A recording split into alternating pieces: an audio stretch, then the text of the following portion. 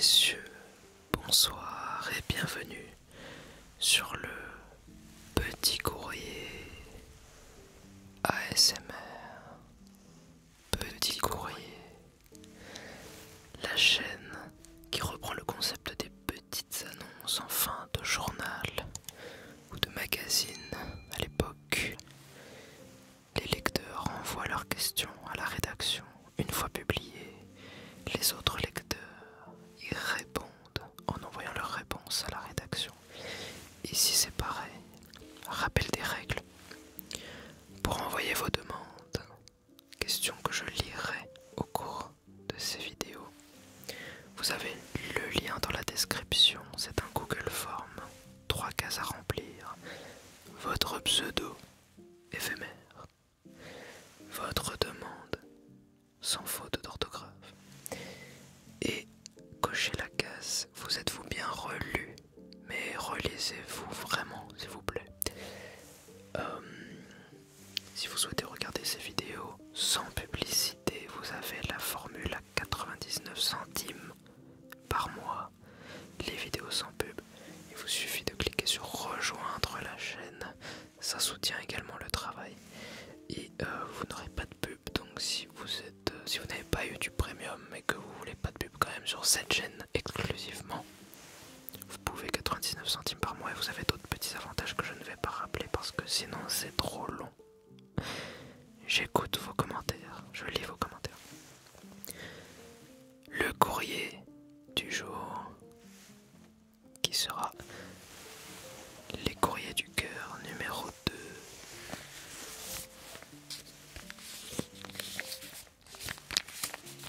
Voici les courriers du cœur. Deuxième édition. Il y aura un peu de mes commentaires. Je n'ai pas réponse à tout cette fois, mais les réponses que j'apporterai seront complémentaires avec ce que j'ai déjà exposé dans les courriers du cœur numéro 1. Il y aura quelques petits rappels, mais c'est une réflexion plus poussée, plus nuancée parfois. Le petit cachet, petit courrier comme vous pouvez le voir, qui va bien.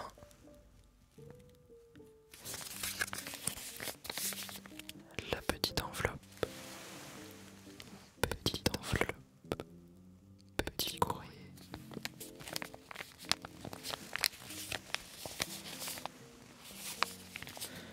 Vous découvrirez également une machine à écrire derrière moi.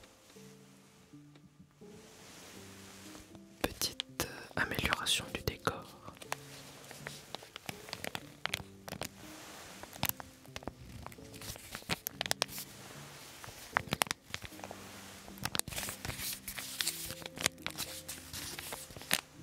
Ouverture.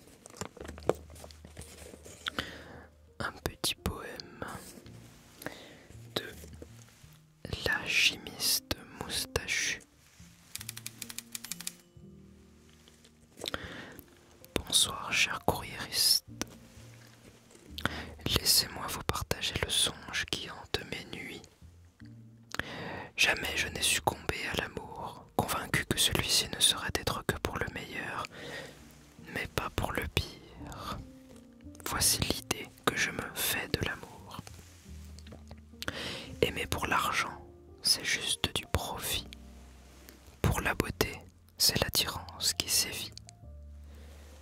L'intelligence attire l'admiration, mais l'amour, vrai, va bien au-delà de ces raisons. Aimer tout ce qui reste, voilà la vérité. Dans les défauts, les faiblesses, l'humanité, c'est là que réside la vraie perfection. Dans l'acceptation, la plus belle des leçons. Les imperfections sont l'essence même du charme. Dans leurs détails se cache la plus belle des armes. Quand la beauté s'efface et que l'argent s'envole, reste l'amour vrai, celui qui console. Ne cachons plus nos blessures, nos fêlures. Dans leur douceur se révèle notre nature. Mériter l'amour pour ce que l'on est vraiment, c'est embrasser nos failles avec amour infiniment. Voici ma question. Quelle est votre vision de l'amour? Et n'oubliez pas, j'ouvre les guillemets, ce sont peut-être nos imperfections qui nous rendent si parfaits les uns pour les autres. Fin des citations de Jane Austen.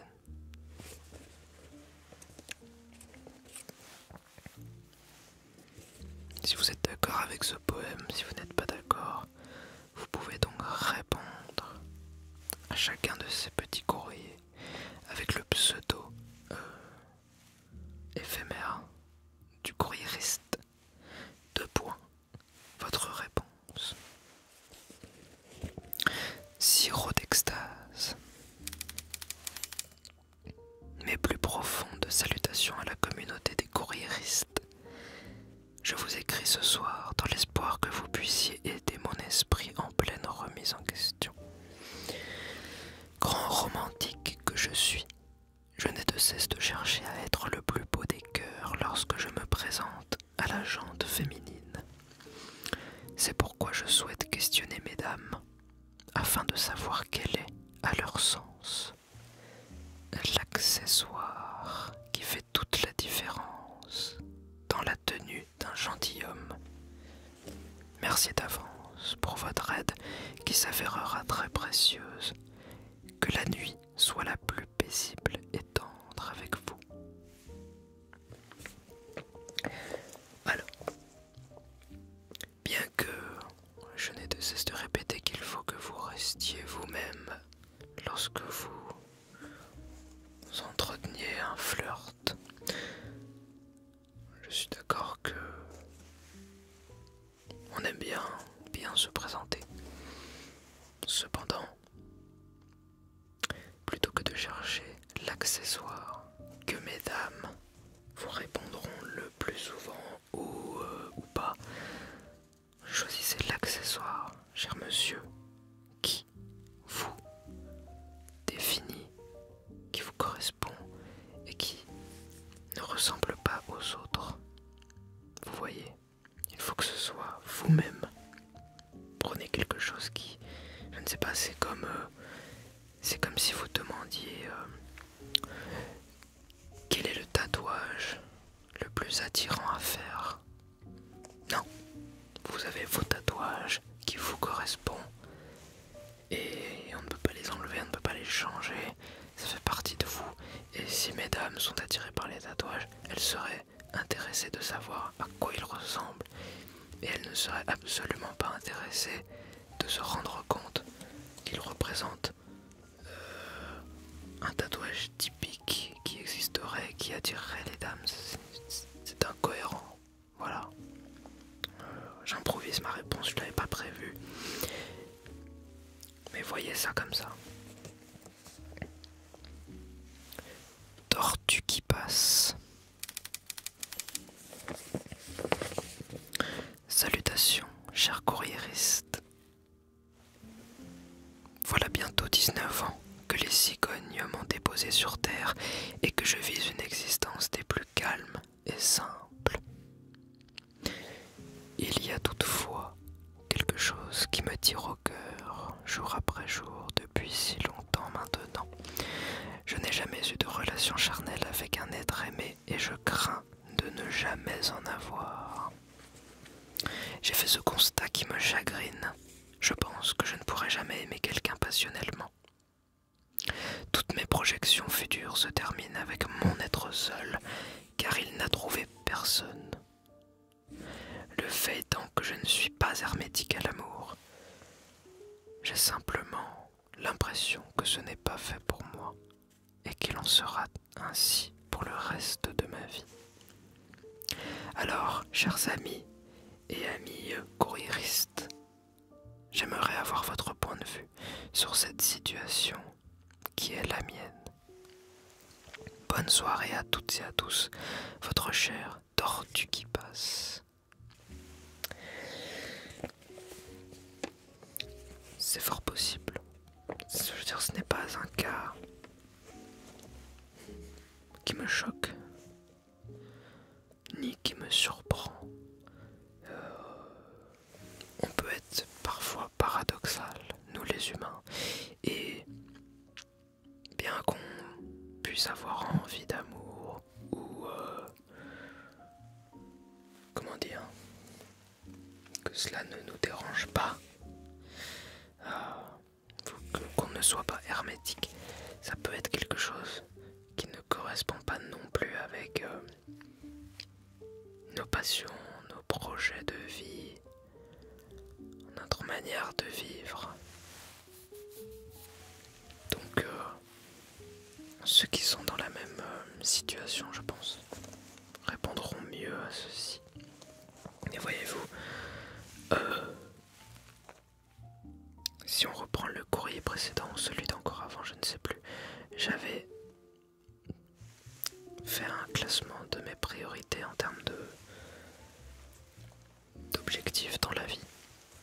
En premier, il y avait l'artistique, l'art, faire mon art, le diffuser, etc. En deuxième, il y avait l'argent. Et je préfère d'ailleurs préciser que c'est simplement et surtout parce que j'ai choisi l'art qui coûte le plus cher. Faire un film, ça coûte plusieurs millions. Un film traditionnel français, c'est 3-4 millions minimum d'euros. Voilà, donc un simple court-métrage de 15 minutes peut coûter 300 000 euros. Donc voilà pourquoi.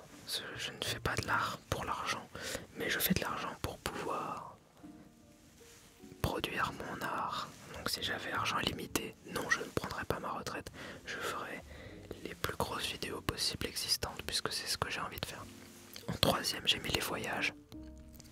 Voyager, découvrir le monde, explorer. L'argent aidant, évidemment.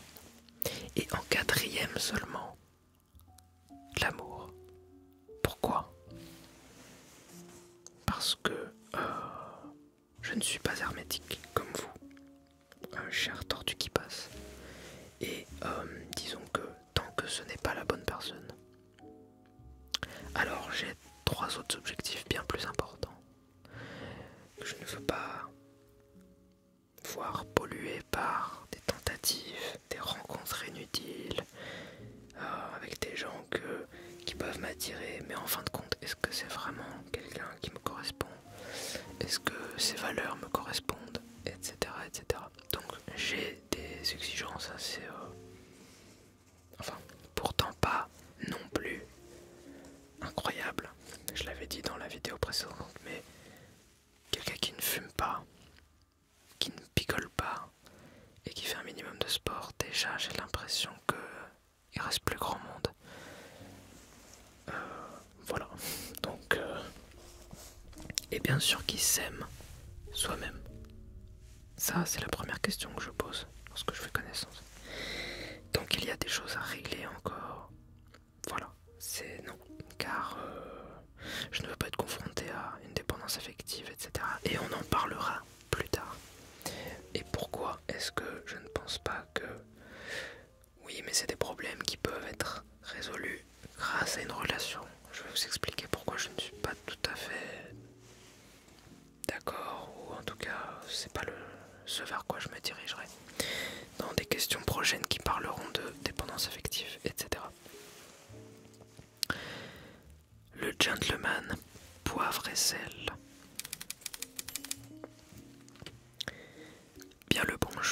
vous, cher courriériste. Ma demande est celle d'un homme qui s'est fourvoyé dans ses sentiments. Pensez-vous que dans une vie, il est possible d'avoir plusieurs grands amours avec un grand A? Pour ma part, je pense que non, mais voilà, je suis complètement perdu. Merci à vous. Alors là, on posera surtout la question à ceux qui ont eu plusieurs grands amours, ou qui ont eu l'impression, ou alors à ceux qui pensaient avoir et qui finalement ne retournent que vers une seule et même personne. Donc il y a plusieurs avis possibles. Moi pour l'instant je n'ai absolument pas d'avis sur cette question. Donc à vous de répondre. Croissant de lune.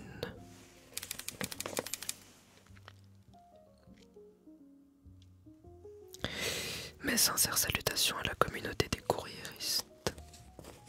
Souhaitant effacer quelques doutes venant de mon esprit, voici ma demande.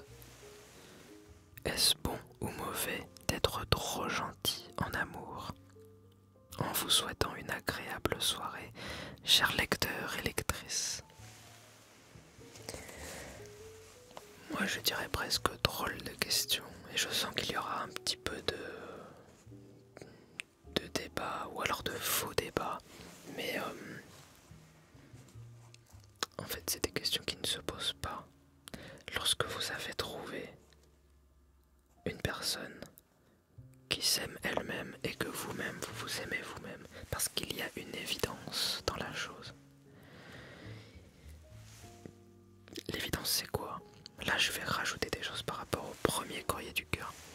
C'est que lorsqu'on a rempli son verre d'eau, donc par soi-même, et que l'on est prêt à rencontrer d'autres verres d'eau remplis, j'avais dit que, en fin de compte, il n'y a que l'eau qui déborde que l'on peut donner aux autres, et qu'il ne faut pas donner trop de son eau et réclamer de l'eau à l'autre. Ça c'est la dépendance affective. Du coup, ce qu'il se passe lorsque vous avez chacun vos verres bien remplis, que vous débordez ensemble,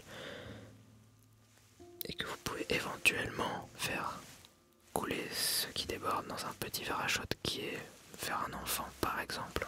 C'est pas obligatoire du tout. On remarque que le couple, c'est un bonus. Oublions l'histoire d'enfant. Disons que ce petit verre qui se remplit en plus grâce au débordement de deux verres de chacun, c'est le couple. Donc 1 plus 1 égale 3. Moi c'est ça que j'ai compris lors de mon introspection autothérapeutique. À aucun moment le couple est censé être, on va dire l'autre est censé être une raison de vivre pour le premier, ou inversement. Le couple n'est censé être qu'un bonus en plus du fait que chacun a sa propre vie quand même, avec ses passions, ses objectifs premiers, et il ne faut surtout pas tout lâcher pour une personne. Donc c'est question de est-ce qu'il faut être assez gentil, pas trop gentil, pour essayer que finalement l'autre ça fait presque plus sens en fait. Mais peut-être que d'autres ne seront pas d'accord. Je développerai un peu plus cette histoire de couple qui est le bonus en plus de chacun à sa vie dans les questions suivantes. Alors le pseudo n'est pas tellement dans l'ambiance de la chaîne, mais j'ai trouvé la question intéressante et qui me permettra de nuancer ce que j'ai dit précédemment dans les courriers du cœur numéro 1. ShrekY4U. Est-ce que l'avènement des applications de rencontres et des technologies modernes a modifié la nature et la profondeur des connexions amoureuses, créant ainsi une distance émotionnelle et une superficialité dans les relations par rapport à l'époque où les rencontres se faisaient principalement en personne?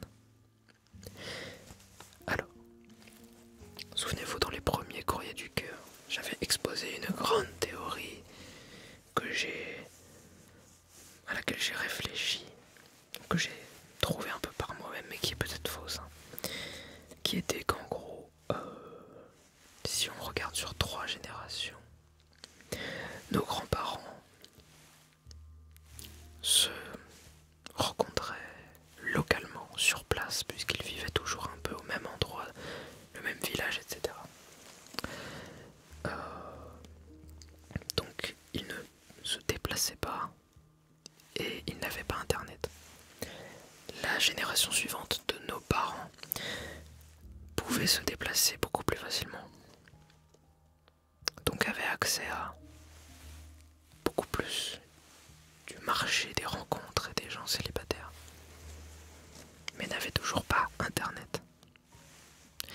Donc il y a eu beaucoup de couples qui ont suivi la tradition des grands-parents, c'est-à-dire de se marier. Mais ils n'ont pas encore fait leur travail de régler ces problèmes d'abord. Du coup ils se mariaient très tôt et ils se divorçaient à un moment ou à un autre. Et donc dans la génération de nos parents, je remarque beaucoup de parents divorcés. Je sais qu'il existe des parents encore en couple et qui s'aiment, mais je remarque qu'il y a énormément de divorces dans la génération de mes parents, dont les miens. Ce qui ne nous aide pas, nous, la dernière génération. Mais nous avons accès au marché mondial du dating, on va dire. On peut se déplacer.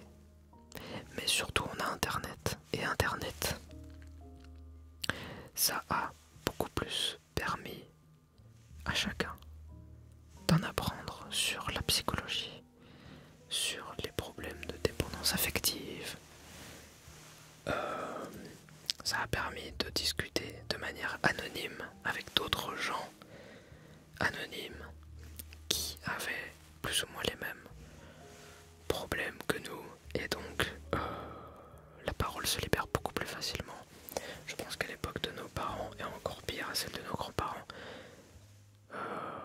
on allait beaucoup moins chez le psychologue et encore moins les hommes. Alors qu'aujourd'hui, Internet nous permet de mieux comprendre, de mieux discuter aussi. Et donc, pourquoi est-ce qu'on date moins? J'avais exposé cette théorie par rapport à la question: est-ce que l'amour a disparu? Pourquoi est-ce que il y a moins de couples, etc. Et donc moi, ma théorie, c'était que nous, ma génération, grâce à Internet, on a repris cette envie de s'aimer soi-même, d'abord de régler nos problèmes, d'abord et seulement ensuite d'être enfin disponible pour dater.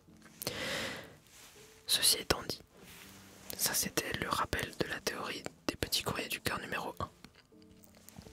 Là, j'aimerais rajouter et nuancer quand même que là où je suis d'accord, c'est que les applications de rencontres comme citées par Shrek, on va dire, provoquent une sorte de surenchère de peut-être que je vais trouver mieux. Et cette question ne se posait absolument pas à l'époque de nos grands-parents. C'est pour ça que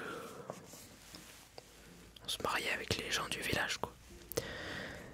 Maintenant qu'on a accès, malheureusement, on va dire, au marché mondial du dating, si on a envie, grâce aux applis de rencontre, et ben, on a cette impression que on peut trouver toujours mieux, et ça, je suis d'accord, c'est un point négatif très lourd. Et dans ce cas-là, je pense que c'est à chacun d'être responsable de quitter ces applis de rencontre. Je l'ai fait, j'ai été très longtemps sur les applis de rencontre. Et le simple fait de quitter ces applis vous fait voir la vie d'une autre manière. Déjà, ça nous force à sortir, vraiment. Parce que rien ne vous empêche d'aller à la rencontre des gens. C'est peut-être moins facile.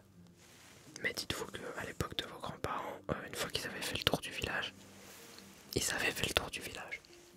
Là, si vous êtes rejeté une fois, vous n'aurez pas de mal à rencontrer d'autres gens dans la vie réelle. Il y a un monde fou qui... Ça dépend où vous habitez, évidemment. Là, je parle de Paris. Mais en général, lorsque vous vous retrouvez face à quelqu'un en face, posez-vous la question de: si j'avais vu sa tête en photo sur une appli, est-ce que j'aurais juste fait un swipe à gauche ou un swipe à droite? Si vous auriez fait un swipe à gauche, alors que dans la vraie vie, vous vous rendez compte que déjà une personne en 3D, c'est différent d'une personne en 2D. Les énergies, la voix, toutes ces choses que vous n'avez pas immédiatement entrent directement en jeu. Et finalement, une personne que vous auriez swipé à gauche, parce que ce n'est pas la personne parfaite que vous imaginez, et bien vous avez quand même envie d'apprendre à la connaître. Dites-vous encore plus, allez plus loin dans la réflexion, dites-vous, si cette personne était dans un petit groupe, et en imaginant que vous êtes du même âge, vous êtes jeune, imaginons que cette personne est dans un petit groupe en colonie, et que toutes les autres ne vous plaisent pas. Est-ce que vous iriez pas aller lui parler quand même à ce moment-là, hein? Voilà, alors que si vous aviez vu sa tête sur une appli, ça serait déjà dégagé. Donc à vous de quitter ces applis, sortez, touchez de l'herbe et allez parler aux gens. Alors c'est plus facile à dire qu'à faire, mais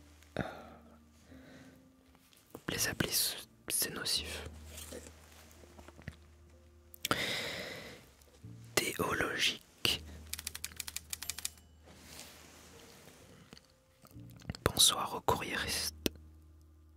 J'ai en mon être une question qui apprécie aller et venir de façon spontanée et sans aucune maîtrise possible. La voici.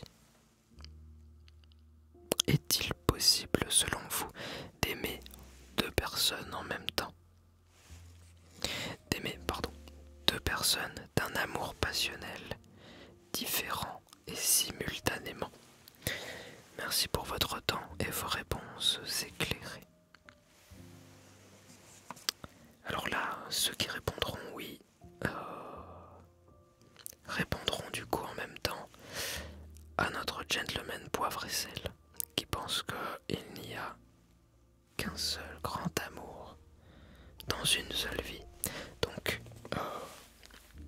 deux extrêmes au sein de nos courriéristes. On veut savoir dans les commentaires ce que vous en pensez.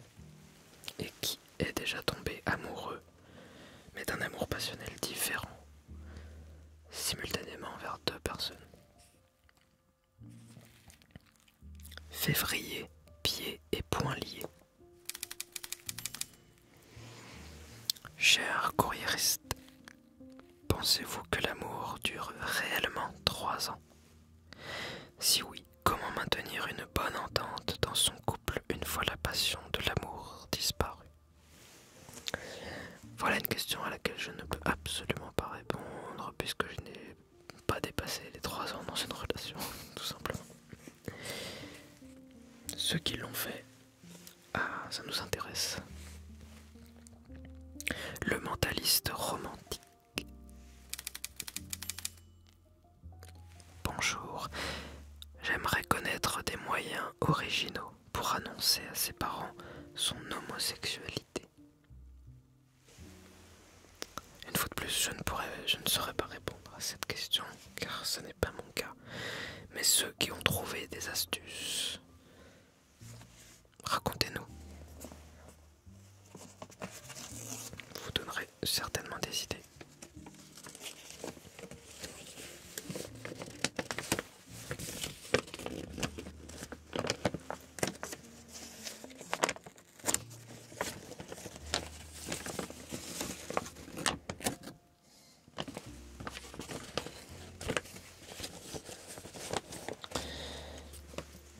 L'utopie amoureux.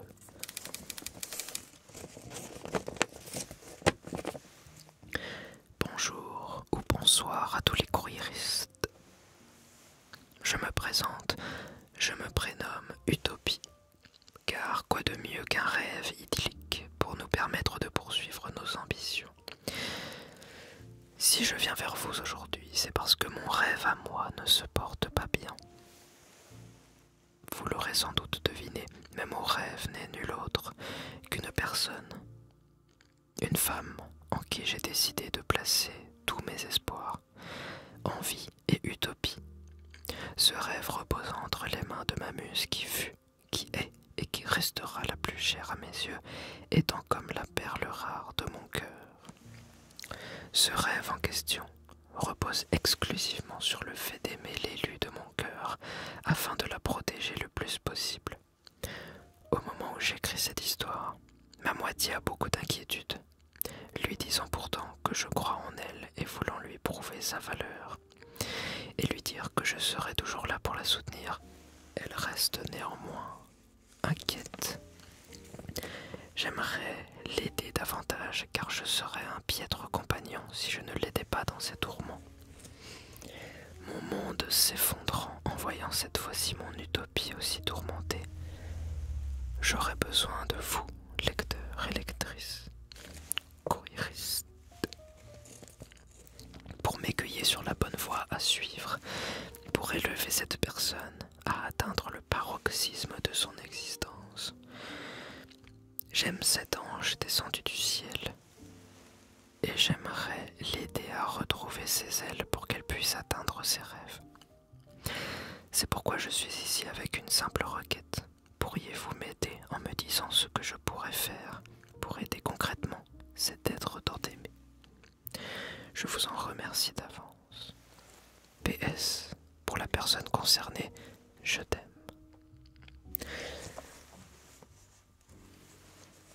Plus je relis ce message, ce courrier, plus je pense à Anakin Skywalker. Parce que plusieurs points. Premièrement, comme le disait je ne sais plus quel Jedi, il n'y a que les Sith pour être aussi absolus. Vous employez les termes. Nul autre qu'une personne. Tous mes espoirs, envie et utopie reposent exclusivement. Ensuite, vous parlez d'un ange. Anakin pensait que Padmé était un ange à sa première rencontre. Et enfin, mon monde s'effondrant en voyant cette utopie aussi tourmentée, on sait tous comment a fini Anakin par amour pour Padmé. C'est devenu un Sith. Bon,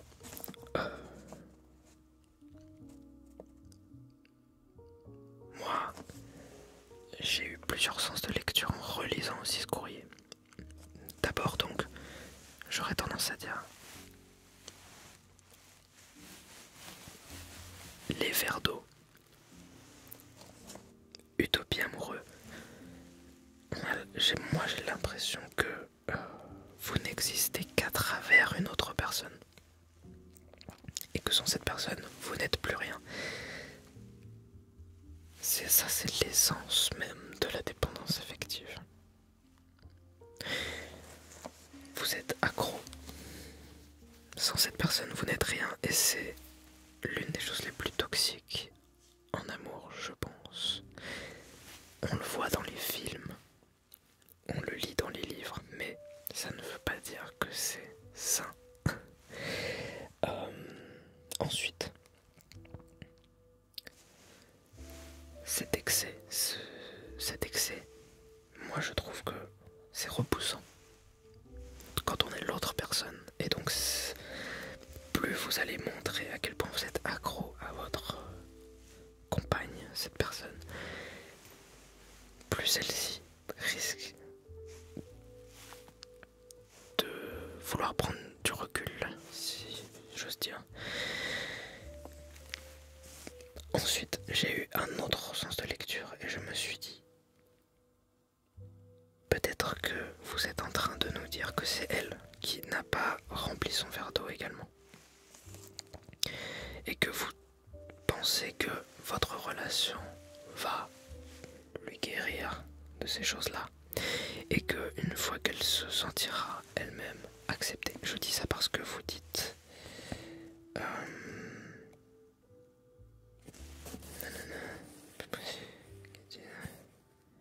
prouver sa valeur.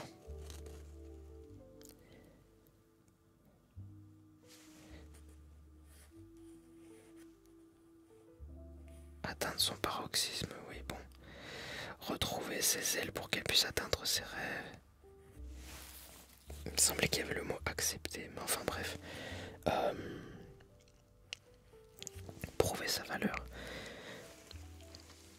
La seule guérison de la thérapie, c'est que chacun doit trouver sa valeur soi-même en faisant le travail de réflexion. Les autres peuvent guider, un psychologue peut guider, mais guider n'est pas prouver. C'est à vous de le comprendre par vous-même. Donc, si madame n'a pas son verre d'eau rempli, ne s'aime pas totalement, n'a pas accepté telle ou telle chose de son caractère, a des complexes, etc., pense qu'elle n'est pas assez bien, on peut la guider, mais c'est à elle de faire ce travail d'introspection pour s'accepter, pour retrouver la confiance, si elle n'a pas totalement confiance, etc. En elle, je parle. Quant à vous, cher Utopie amoureux, je pense qu'il y a aussi un travail à faire. Voilà, donc remplissez votre verre d'eau, vous d'abord, qu'elle remplisse son verre d'eau, elle aussi.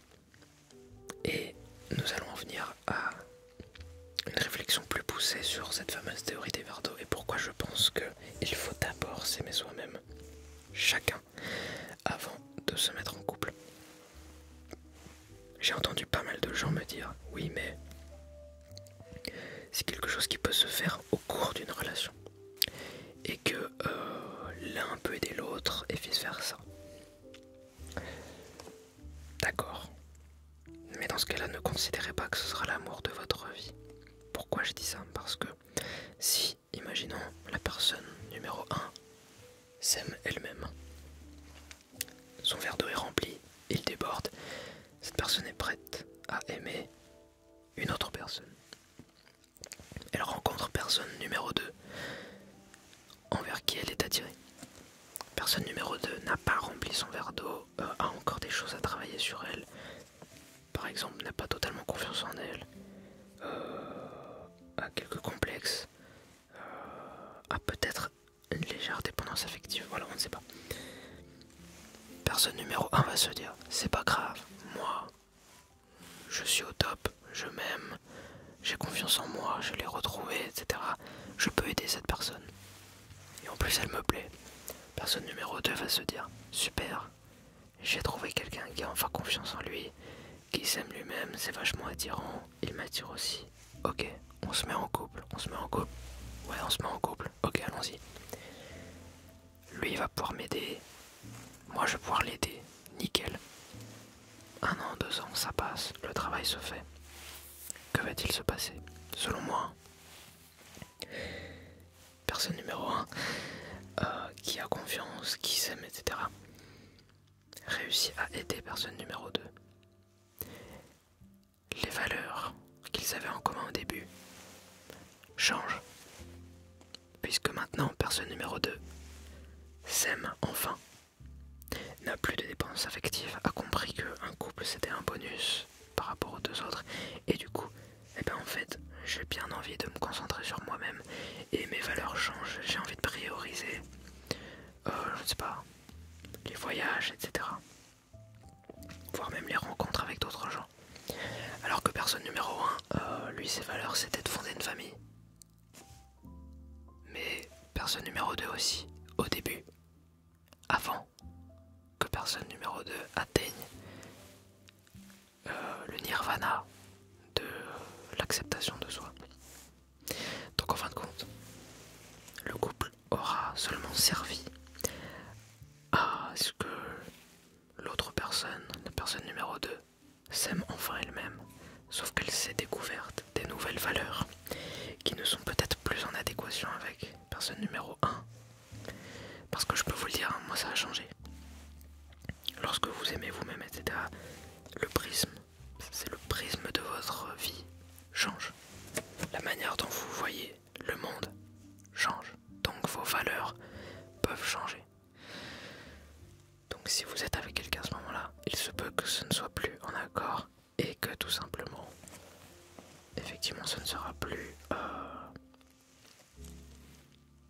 viable dans le temps.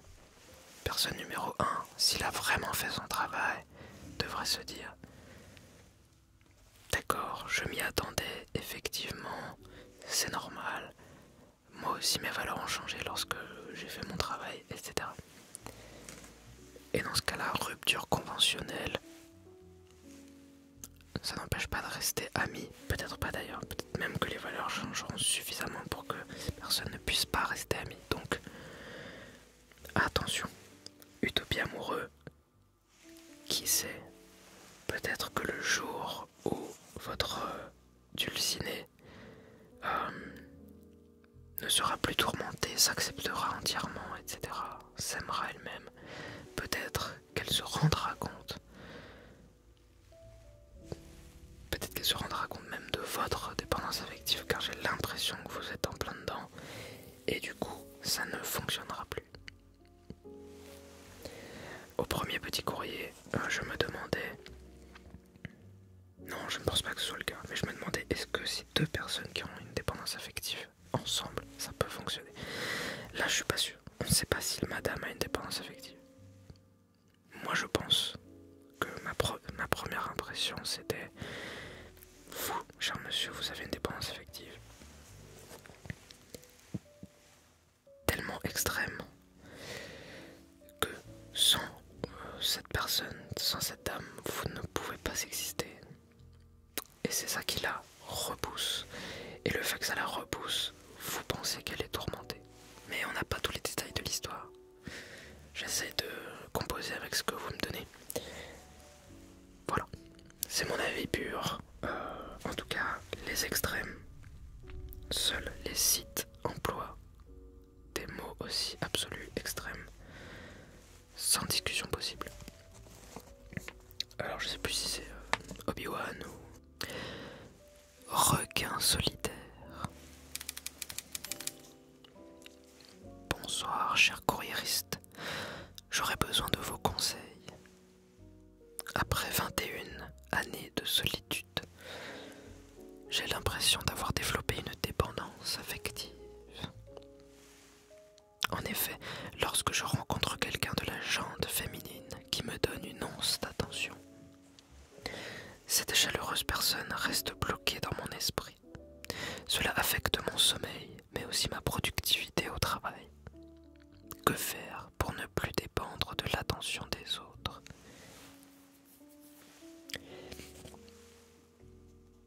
Alors, j'ai noté qu'il faut que vous fassiez votre travail d'introspection, donc trouver l'origine de cette dépendance affective en vous demandant pourquoi à chaque fois. Dépendance affective, ok, pourquoi? Parce que à chaque fois que je pense, à chaque fois que quelqu'un me donne une once d'attention, ça remplit mon esprit. Pourquoi? Etc. Jusqu'à arriver à l'origine de la chose. Vous pensez que c'est parce que vous avez 21 années de solitude. À quel niveau? Amitié, couple, famille? Moi je ne sais pas si le fait de ne pas avoir été en couple pendant 21 années et seulement ça provoque une dépendance affective.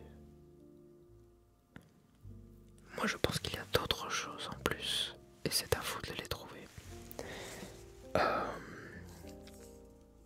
Voilà. Lorsque vous avez quelques amis, une famille qui vous aime, des parents en couple qui s'aiment, qui vous ont appris ce que c'est qu'un couple, que vous avez des passions, des objectifs dans la vie,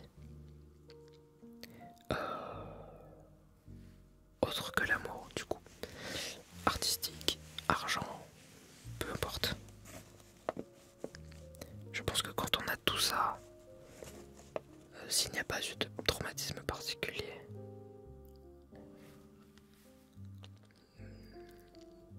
ce n'est pas une vie entière de célibat à 21 ans qui provoque une dépendance affective. Il doit y avoir autre chose. Le flamant d'amour. Cher courriériste, ces dernières semaines, j'ai été impliqué dans un débat concernant l'importance de l'apparence physique ou du look, comme on le dit en anglais, dans une relation amoureuse. J'ai toujours cru que ce qui compte réellement, c'est ce que l'on a à l'intérieur, plutôt que l'apparence extérieure. Cependant, au cours de ces discussions, à ma grande déception, la majorité semble privilégier l'apparence physique. Je vous écris aujourd'hui pour solliciter votre avis. Pensez-vous encore que la personnalité a plus de valeur que l'apparence physique, qu'il s'agisse de beauté ou de charme?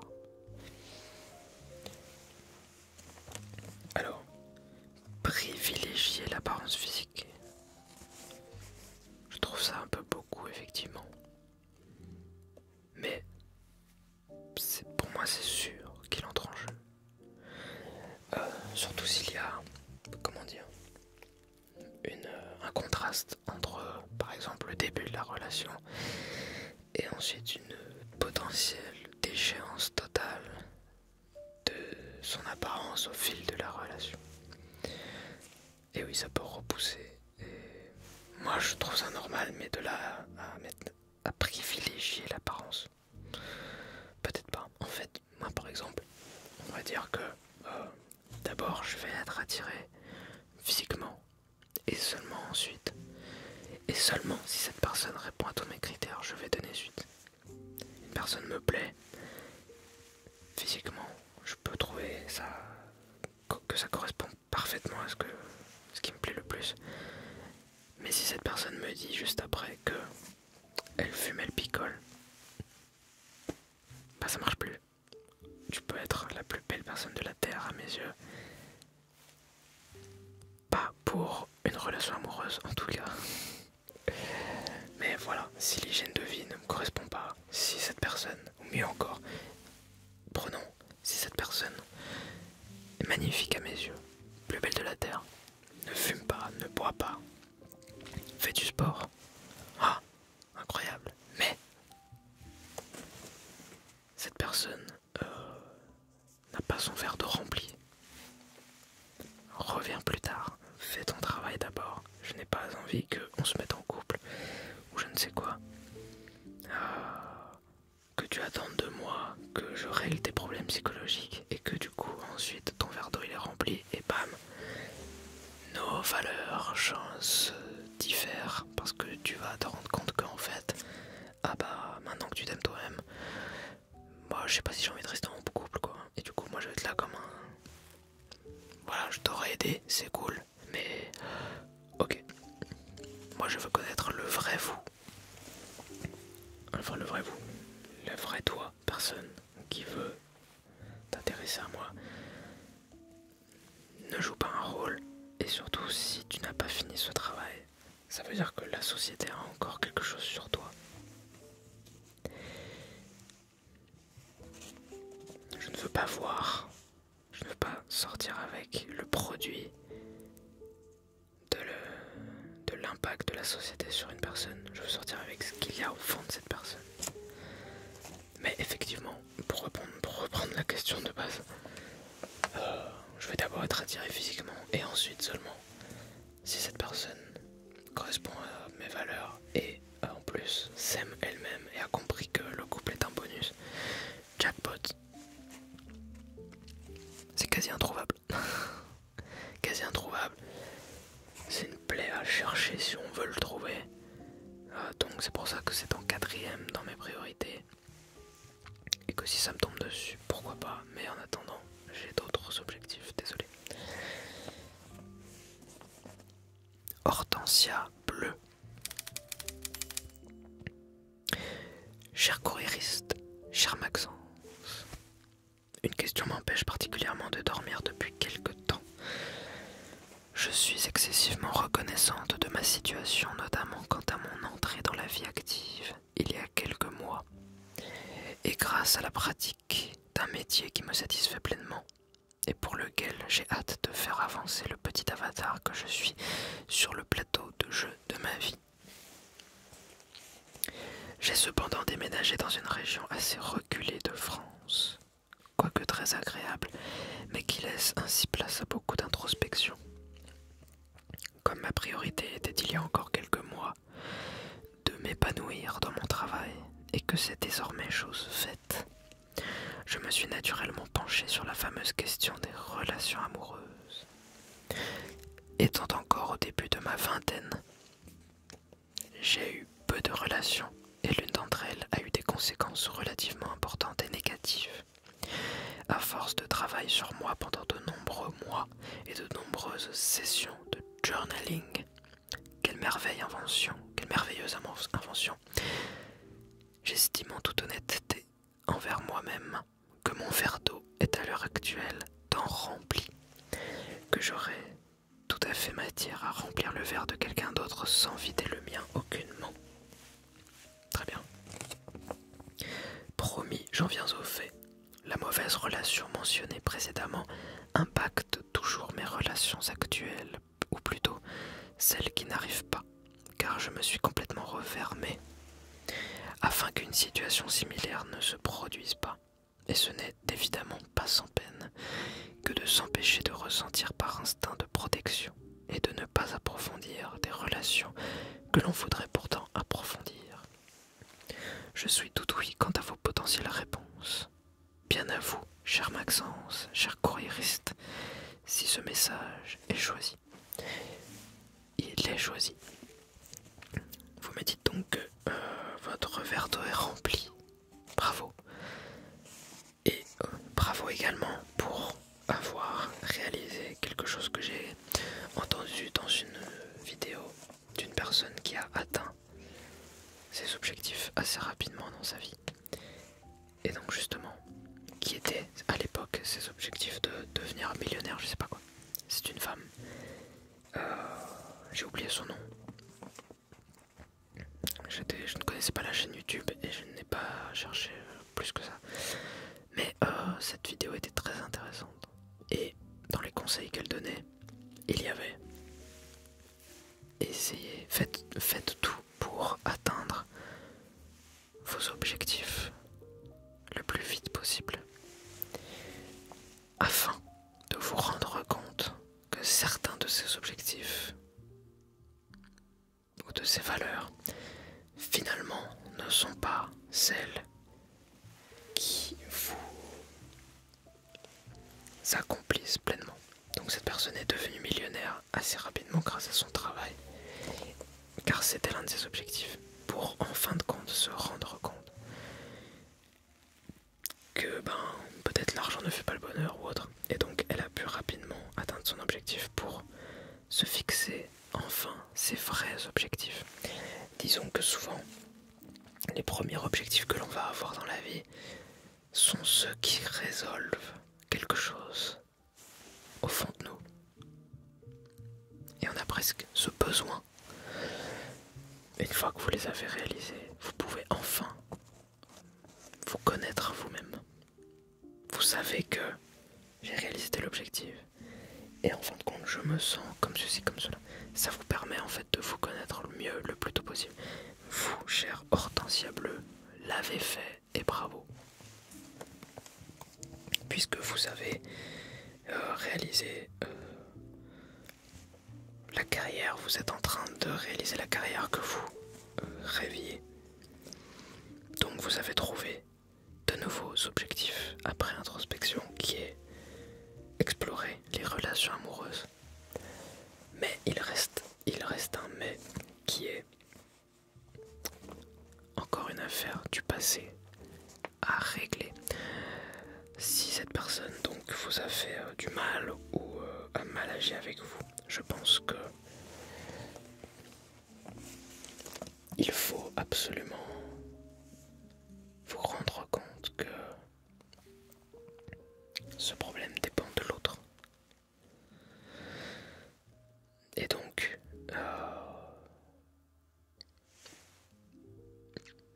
comment expliquer ? Pour moi il reste du travail à faire en fait. Votre verre d'eau est rempli, mais il reste un travail à faire là-dessus. Qui fait que vous ne pouvez pas donner votre eau à n'importe qui. Et il y a des barrières. En fait, je pense qu'il faut que vous réfléchissiez à qu'est-ce que cela déclenche en vous. Mettez-vous dans une situation. Faites un premier rendez-vous avec quelqu'un et essayez de sentir pendant tout ce rendez-vous ce qui déclenche en vous les barrières.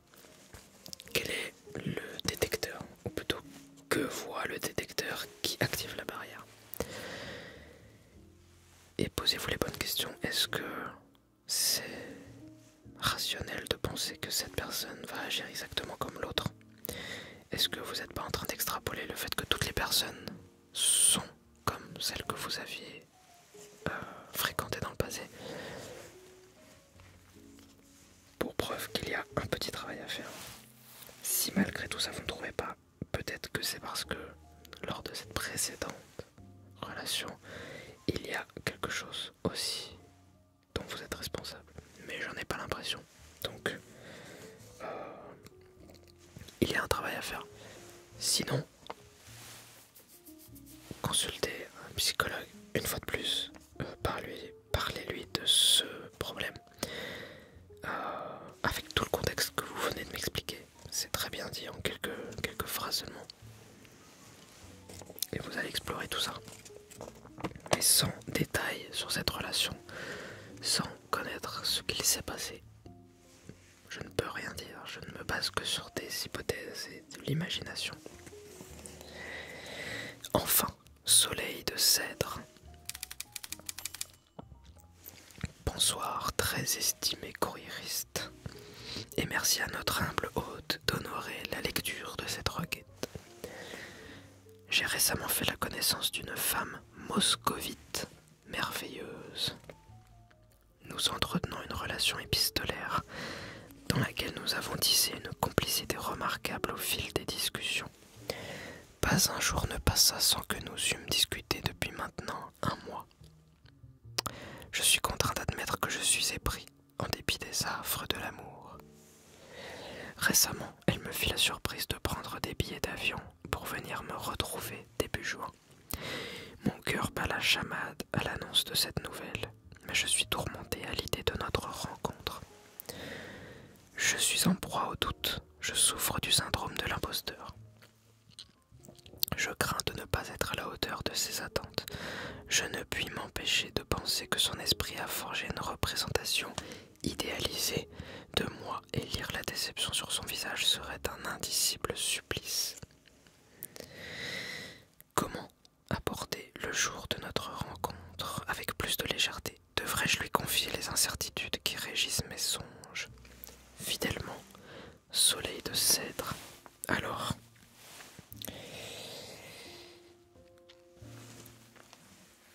je sais pas si ma réponse va vous plaire, mais j'ai personnellement déjà discuté avec une femme, je ne sais plus qui c'était, qui m'a témoigné d'une petite déception qu'elle avait eue avec une relation épistolaire. Alors, je ne sais pas si quand vous parlez de relation épistolaire, vous parlez d'internet ou véritablement du papier, un stylo, une enveloppe, un timbre, puisque vous dites pas un jour ne pas ça, sauf que dans une relation épistolaire, il se passe des jours sans réponse, puisque le courrier doit arriver. Donc je doute que vous parliez d'une véritable relation épistolaire. Moi je parle du témoignage d'une femme qui a une véritable relation épistolaire avec du papier, un stylo. Et elle avait été déçue. Elle avait été grandement déçue parce que, par écrit, cette personne, cet homme, ne jouait pas un rôle, mais était absolument différent de ce qu'il était une fois qu'ils se sont rencontrés dans la vraie vie, car ils ont fini par se rencontrer dans la vraie vie, et elle était extrêmement déçue. Et du coup, cette personne est moins motivée pour continuer à écrire des lettres, etc.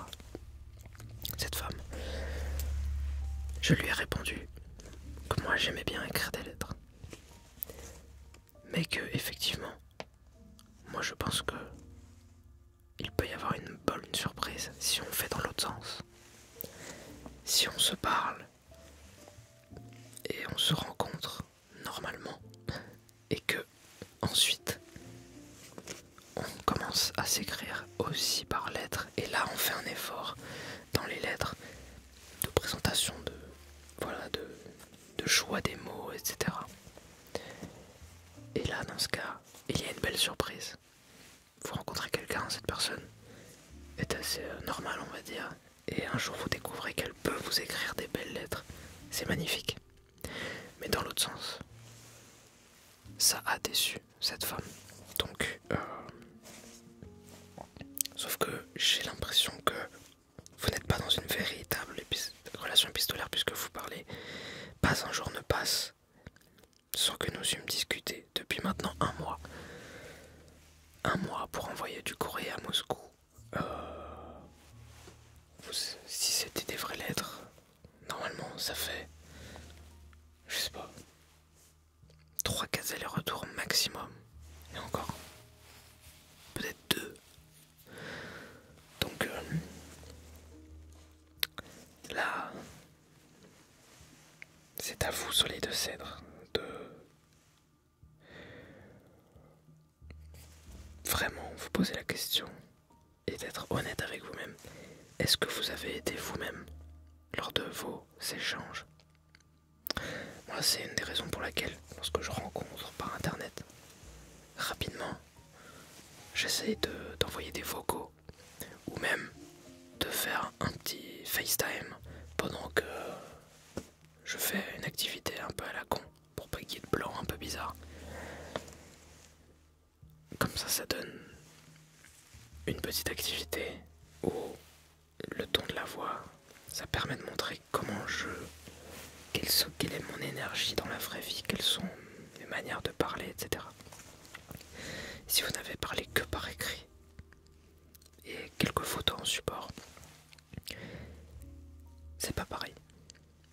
Donc c'est à vous de vous rendre compte, d'être honnête avec vous-même et de vous dire est-ce que j'ai joué un rôle ou est-ce que j'ai été moi-même.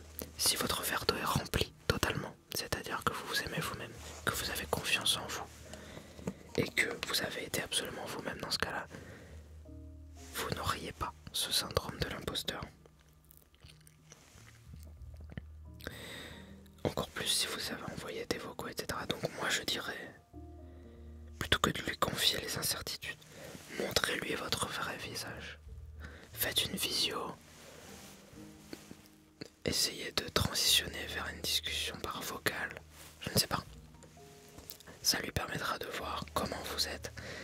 Et si vous avez été trop différent par écrit par rapport à qui vous êtes vraiment, eh bien, essayez de corriger le tir. Faites une visio en matchant la personne que vous aviez joué comme rôle. Et dirigez au fur et à mesure, peut-être sur 1 heure de visio. Voilà, commencez au début comme vous étiez à l'écrit et dirigez progressivement votre manière de parler vers votre manière réelle de parler, vers votre énergie réelle, sans filtre quoi. Si vous avez pour habitude de vous priver de telle chose, de parler de tel sujet, faites-le à ce moment-là pour voir comment elle réagit. Si après ça, elle a toujours envie de venir, elle viendra. Si après ça, elle n'a plus envie de venir, elle trouvera une excuse. Elle vous dira « Ah, mais j'ai de la famille qui va pas bien, etc. » Voilà, vous le verrez venir. Donc, c'est tout ce que j'ai à dire, je crois. J'espère que vous avez apprécié ces petits courriers du cœur. 2e édition. Moi je vous souhaite une bonne nuit et à très bientôt dans un prochain petit courrier. Abonnez-vous, j'ai encore oublié. Vous voyez, c'est incroyable. Abonnez-vous à cette chaîne avant de dormir. 99 centimes pour ne pas avoir de pub en devenant membre de la chaîne.